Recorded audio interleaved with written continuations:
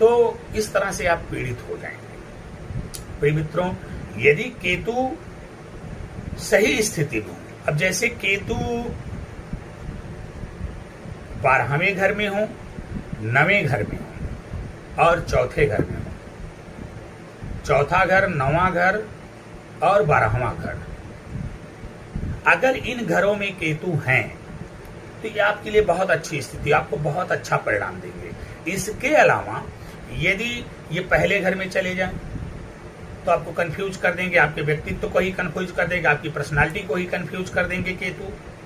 आप शंकालु प्रवृत्ति के हो जाएंगे, आपके अंदर विश्वास नहीं पैदा होगा, लोगों से आप जो है टेंशन लेना शुरू करेंगे, आपके सर में कोई भयानक चोट भी लगने का कारण हो सकता है केतु का लग्न में होना।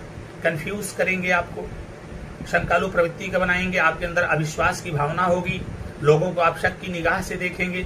और केतु जब वहां बैठेंगे तो राहु सप्तम में आ जाएंगे, राहु जब सप्तम में आएंगे तो आपका चारित्रिक पतन भी करवाएंगे। हो सकता है भविष्य में आपके मन में कुछ ऐसे विचार आए कि अपने परिवार को छोड़ करके आप भागने की भी बात करें, वैवाहिक जीवन भी सुखमय नहीं रहने देंगे। तो ये सारी स्थितियां होती है, इसलिए केतु का लग्न में होना कहीं से भी उचित नहीं है। अगर केतु दूसरे घर में आ जाए, मैंने दूसरे घर में भी केतु को अच्छा नहीं बताया, क्योंकि केतु जब दूसरे घर में होंगे तो दूसरा घर जो है कुटुंब का होता है, परिवार का होता है, वाणी का होता है, धन का होता है। अब केतु वैराग्य के कारक हैं तो उनका धन से क्या लेना देना है।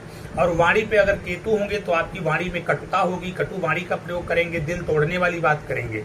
और इस तरह की बातें अगर परिवार में होंगी तो परिवार का चलना थोड़ा सा मुश्किल हो जाता है। तो परिवार में भी उस संगति यहाँ पर बैठे हुए केतु उत्पन्न करते हैं। अब यहाँ पर केतु बैठेंगे तो राहु अष्टम में चले जाएंगे, राहु जब अष्टम में जाएंगे तो यह भी आपके लिए अच्छी स्थिति नहीं, अष्टम का राहु अच्छा नहीं माना जाता है। आकस्मिक घटनाएं आपके साथ होंगी, चोट चपेट आपको लगेगी, इन सारी समस्याओं का सामना करना पड़ेगा। अब वही केतु अगर तीसरे घर में चले जाएं, तो जब केतु तीसरे घर में चले जाएंगे तो केतु तीसरे घर में जाएंगे तो छोटे भाई बहनों के सुख से वंचित करेंगे, आपको आपके पराक्रम में जो है कमी लाने का प्रयास करेंगे। और ये फिर राहु 9वें में होंगे तो राहु भाग्य की हानि करेंगे। और फिर 9वें घर में बैठ करके राहु आपके लगन पर दृष्टि डालेंगे तो आपको पूरी तरह से दिग्भ्रमित कर देंगे। तो फिर केतु का कहीं से भी थर्ड हाउस में बैठना ठीक नहीं होता। लेकिन केतु जब चौथे घर में आएंगे तो चौथे घर में केतु आपको अच्छा रिजल्ट करेंगे, क्योंकि चौथा घर जो है भूमि, भवन, वाहन और माता का होता है। कोई कैसा भी प्राणी हो, कैसा भी व्यक्ति हो, कैसा भी जीव हो, वो माता के घर में अगर आए तो मुझे नहीं लगता कि वो बहुत ज्यादा कोई नुकसान करने वाला है।